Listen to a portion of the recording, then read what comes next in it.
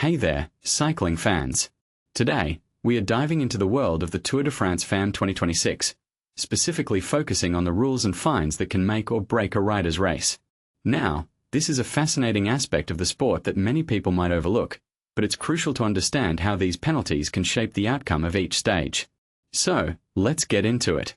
Personally, I think the Tour de France Femmes is an incredible showcase of female cycling talent, and the rules that govern it are just as important as the racing itself. What makes this really interesting is how a single infraction can have a ripple effect on a rider's performance and overall standing.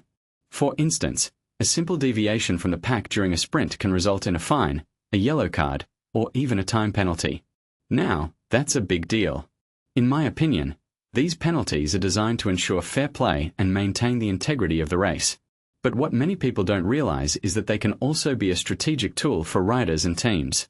If you take a step back and think about it, a fine or a time penalty can be a calculated risk to gain an advantage over your competitors. Now, that's a fascinating dynamic.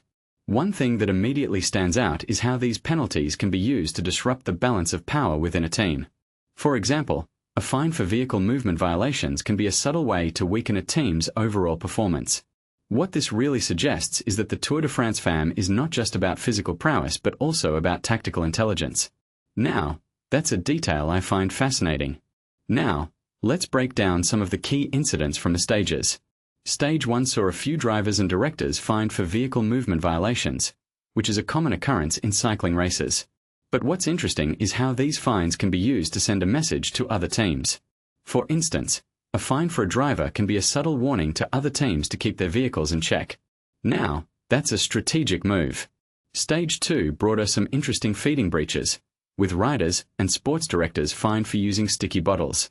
This is a classic example of how a small infraction can have a big impact. If you take a step back and think about it, a fine for a sticky bottle can be a way to disrupt a team's rhythm and force them to adjust their strategy. Now, that's a clever move.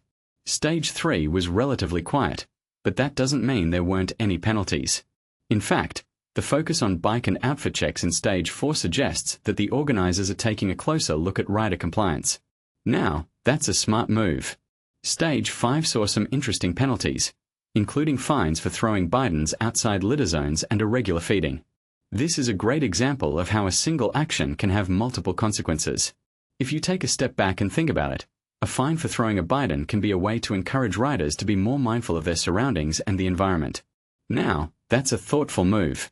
Now, let's talk about the bigger picture. The Tour de France Femmes is a rapidly growing event, and the rules and fines are evolving to keep up with the sport's demands.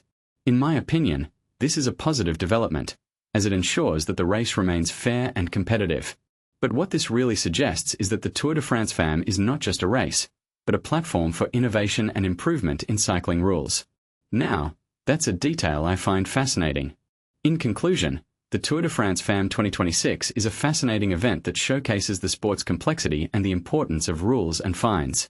From vehicle movement violations to feeding breaches, every infraction has a ripple effect on the race.